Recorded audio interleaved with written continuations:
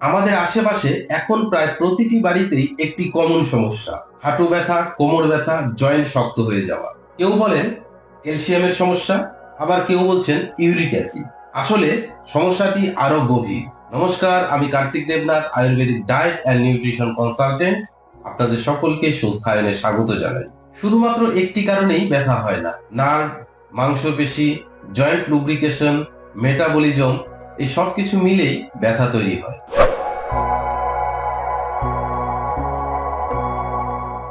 জয়েন্টের মধ্যে একটি প্রাকৃতিক লুব্রিকেশন সিস্টেম থাকে।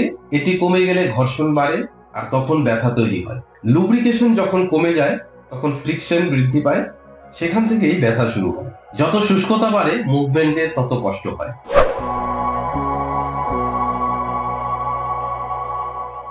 অনিয়মিত জীবনযাপন জয়েন্ট হেলথের উপর সরাসরি প্রভাব ফেলে। অনিয়মিত খাদ্যাভ্যাস, হজমের সমস্যা, শারীরিক কার্যকলাপের অভাব, ঘুমের ঘাটতি, এগুলি থাকলে শরীরের রিপেয়ার সিস্টেম দুর্বল হয়ে যায়।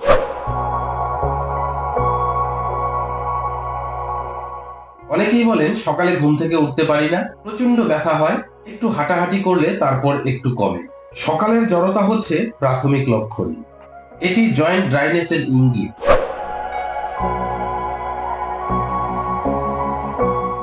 সব জয়েন্টের ব্যথা একরকম হয় না। দৈনন্দিন জীবনযাপনের জন্য যে সমস্ত জয়েন্টে বেশি চাপ পড়ে সেই সমস্ত জয়েন্টেই ব্যথা আগে শুরু হয়। মানুষ ভাবে যে ব্যথা হঠাৎ করে শুরু হয়েছে, কিন্তু না, ব্যথা ধীরে ধীরেই শরীরে তৈরি হয়েছে। হাঁটু, কোমর, ঘাড়, কাঁধ। হাঁটুতে শরীরের ওজন, কোমরে ওঠা বসার চাপ, ঘাড়ে দীর্ঘক্ষণ মোবাইল দেখা বা কাজের স্ট্রেন, এইসব চাপগুলো আলাদা আলাদা ভাবে জয়েন্ট পেন তৈরি করে।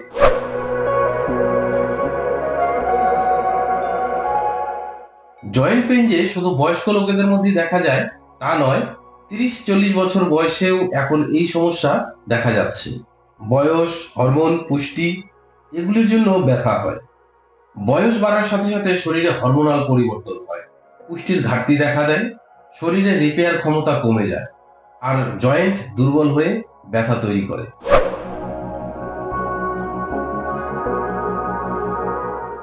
অনেকেই বলেন আমার ব্যথা আর ওর ব্যথা তো একই জায়গায়, তাহলে দুজনের খাবারও একই হবে। কিন্তু এখানেই সবচেয়ে বড় ভুল হয়। সেম পেইন সেম কজ নাও হতে পারে। কারো ক্ষেত্রে ক্যালসিয়াম শোষণ ঠিক নেই, কারো ক্ষেত্রে ইনফ্লামেশন, কারো ক্ষেত্রে নার্ভ ইনভলভমেন্ট। বাইরে থেকে ব্যথা এক মনে হলেও ভেতরের কারণ আলাদা।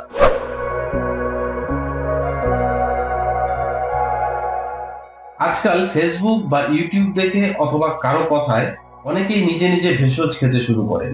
কিন্তু একই হার্ব সকলের জন্য কাজ নাও করতে পারে। ভেষজ শক্তিশালী, কিন্তু সবার শরীরের প্রয়োজন এক নয়। ভুল ভেষজ বা ভুল কম্বিনেশন সাময়িক আরাম দিলেও শরীরের মূল সমস্যাকে আরো বাড়িয়ে দিতে পারে।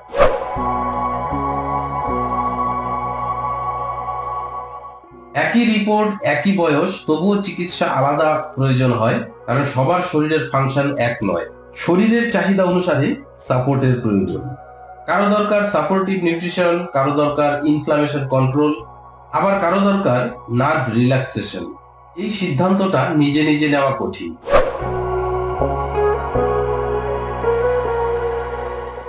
অনেক সময় জয়েন্টে ব্যথা থাকে, কিন্তু মূল সমস্যা শুরু হয় পেট থেকে। প্রথমে পেটে সমস্যা হয়, তারপর জয়েন্ট পেইন। হজম ঠিক না থাকলে শরীরে এমন কিছু উপাদান জমে যায় যা জয়েন্টে ইনফ্লামেশন তৈরি করে।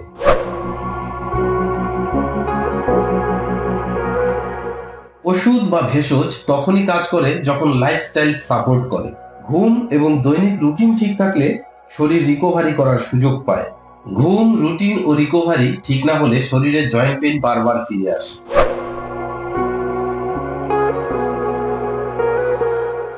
অনেকেই ভাবেন একটা পেইন কিলার, একটা ক্যালসিয়াম বা একটা ভেষজ খেলেই জয়েন্ট পেইন সেরে যাবে।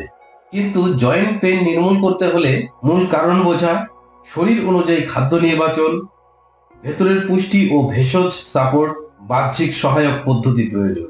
জয়েন্ট পেইন ঠিক করতে হলে শরীরকে সামগ্রিকভাবে বুঝতে হবে।